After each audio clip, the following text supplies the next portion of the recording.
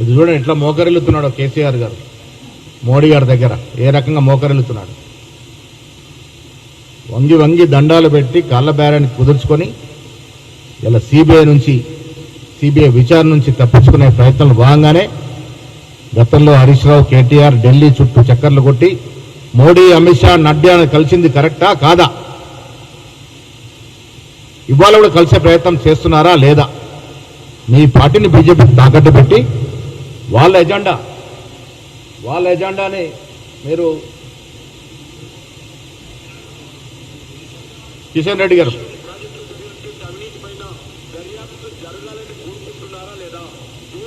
శిక్ష పడాలని కోరుకుంటున్నారా లేదా?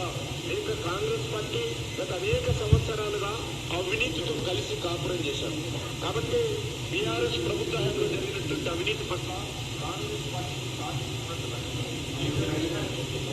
మన ఇద్దరం దోపిడీదారులమే, మీ డిఎన్ఏ మా డిఎన్ఏ ఒకటే, మీ పార్టీ మా పార్టీ బొమ్మ భవిష్యత్ ప్రాంతీయ పార్టీలే, కేసీఆర్ వెళ్ళింది మా పార్టీ నుంచే, కేసీఆర్ రాజకీయ ఆయన చెప్పదలుచుకుందంటే మీరు మాకు అప్పచెప్పండి 48 గంటల్లో చేరుస్తామన్నాడు. ఇప్పుడు ఎన్ని గంటలైంది కిషన్ రెడ్డి గారు? ఎందుకు దీంట్లో ఉలుకు పలుకు లేదు? దీనివల్ల స్పష్టమవుతుంది వీరు ఇంత అవినీతి పాల్పడ్డారని. మోడీ మొదలుకొని అమిత్ షా, నడ్డా, కిషన్ రెడ్డి, బండి సంజయ్ వరకు కాళేశ్వరం ప్రాజెక్టు ఒక ఏటీఎం లాగా మారిందని మాటలు చెప్పారు. మరి చేతల్లో ఎందుకు చూపెట్టట్లేదు? కాంగ్రెస్ పార్టీకి చిత్తశుద్ధి ఉంది. ముఖ్యమంత్రి గారు స్పష్టత ఇస్తూ కేసును సిబిఐకి అప్పచెప్పినారు. మేము ఫర్దర్గా యాక్షన్ తీసుకుంటే రాజకీయ కక్షలనే అవకాశం ఉంది కాబట్టి సిబిఐకి అప్పచెప్పినాము. మరి కిషన్ రెడ్డి గారు, బండి సంజయ్ కేంద్రంలో కోసం ఏం చెప్తా ఉన్నారు? ఎందుకు మాట్లాడలేదు? ఇది మీరు విలీనమైనట్టా కాదట? దీన్ని బట్టి మాకు అర్థమవుతుంది.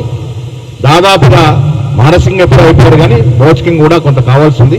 బీజేపీ పార్టీలో బీఆర్ఎస్ పార్టీ విలీనమైంది, దాంట్లో అనుమానం లేదు.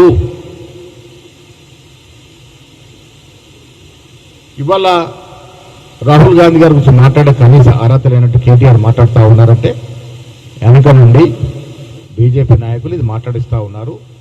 కేటీఆర్ గారు నీ స్థాయి, నీ సామర్థ్యము, రాహుల్ గాంధీ లాంటి త్యాగదండ కుటుంబం గురించి, రాహుల్ గాంధీ గురించి మాట్లాడే అర్హత లేదు.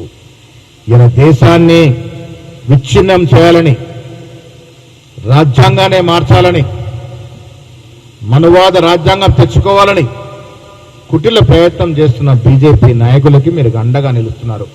ఆ కారణంగానే రాజ్యాంగాన్ని చేతబొనుకొని రాష్ట్రాలను తిరుగుతూ ఓటడిన సుదర్శన్ రెడ్డి బయట రాష్ట్రాలు ఓటు పడ్డాయి కానీ మన రాష్ట్రంలో మాత్రం మీరు తెలంగాణ నికాసం తెలంగాణ వాదికి వెన్నుపోటు పుట్టారు, ఓటు వేయకుండా దాక్కున్నారు.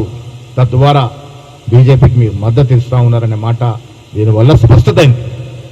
కేంద్రం బీజేపీ పార్టీ ఆగడాలు మనం చూస్తూ ఉన్నాం.